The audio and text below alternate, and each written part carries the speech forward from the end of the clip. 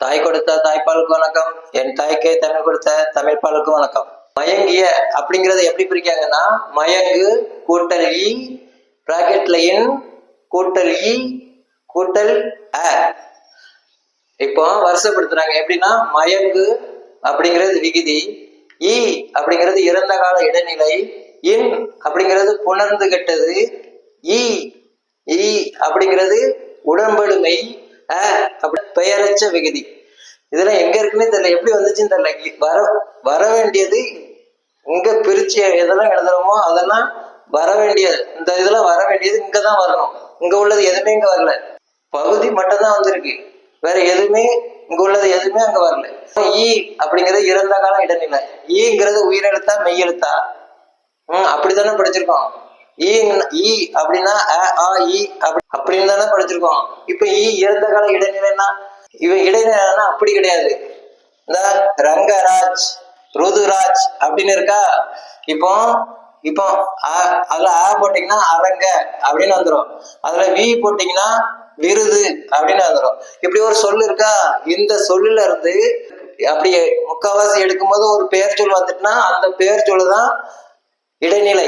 இப்போ எப்படி பிரிக்கணும் அப்படின்னா, மயக்கம் அப்படிங்கறத எப்படி பிரிக்கணும் அப்படின்னா, மயம் கூட்டல் அக்கம் மயக்கம். மயங்கியது அப்படிங்கறத எப்படி பிரிக்கணும் அப்படின்னா, மயம் கூட்டல் இங்கு கூட்டல் இது மயங்கியது. மயங்கு மயம் கூட்டல் இங்கு மயங்கு. இப்போ கேள்வி என்னன்னா, மயம் என்றால் என்ன அப்படிங்கிற கேள்விக்கு பதில் கிடைச்சிட்டுனா, இமயம் சமயம் அப்படின்னு வந்துருக்கலாம், அதுக்கெல்லாம் பதில் தெரிஞ்சிடும். நமக்கு அதெல்லாம் சொல்லி தராம சொல்லு வார்த்தையில இருந்து பிரிச்சு சொல்ல எடுத்து அந்த சொல்லு என்னன்னு சொல்லி கொடுக்காம, வார்த்தையில இருந்து எழுத்துக்களை பிரிச்சு புணர்ந்து கெட்டது உடம்படுமை பேரச்ச விகிதம் எங்க இருக்கு? இல்ல. சொல்லுங்க எழுத்துதான் இருக்கு, எழுத்துதான் இருக்கு, சொல்ல காணும். சொல்லு இருந்தாதானே பொருள்படும். சொல்லுன்னா இப்படிதான் வரணும். சொல்லுன்னா எப்படிமா இருக்காங்கப்பா பிள்ளைங்க, எப்படிதான் படிக்குதோ தெரியல. மயக்கம் அப்படிங்கிறது எதுல வரும் அப்படின்னா, இது எல்லாமே வினைதான். இந்த மயக்கம் எதுல வரும் அப்படின்னா, அறம் மயம் கூட்டல் அக்கம், அங்க விஷயம் இருக்குது போலாமா வேண்டாமா அப்படிங்கிறது அறம். பொருள் மயங்கி மயம் கூட்டல் இங்கு இது மயங்கியது எது அப்படிங்கிறது பொருள். இன்பம் அப்படிங்கிறது எது? மயங்கு அப்படிங்கிறதுல எது வருதுன்னா இன்பம் அப்படிங்கிறது வருது.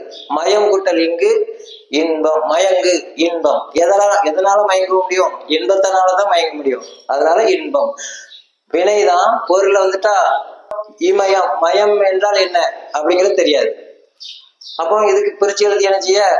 இமயம் என்றால் என்ன, சமயம் என்றால் என்ன? அப்போ அதுக்குதான் சமஸ்கிருதம் படிக்கணும். மயம் என்றால் என்ன அப்படிங்கிறத சமஸ்கிருதம் படிக்கணும், ஹிந்தி படிக்கணும். அப்படி படிச்சாதான் தெரியும். இல்லைன்னா இப்படி படிச்சீங்கன்னா கடைசி வரைக்கும் தெரியாது. இதுதான் இப்ப இருக்கிற கல்வி முறை. இப்படி இருந்தா எப்படி பிள்ளைங்க படிக்கும்?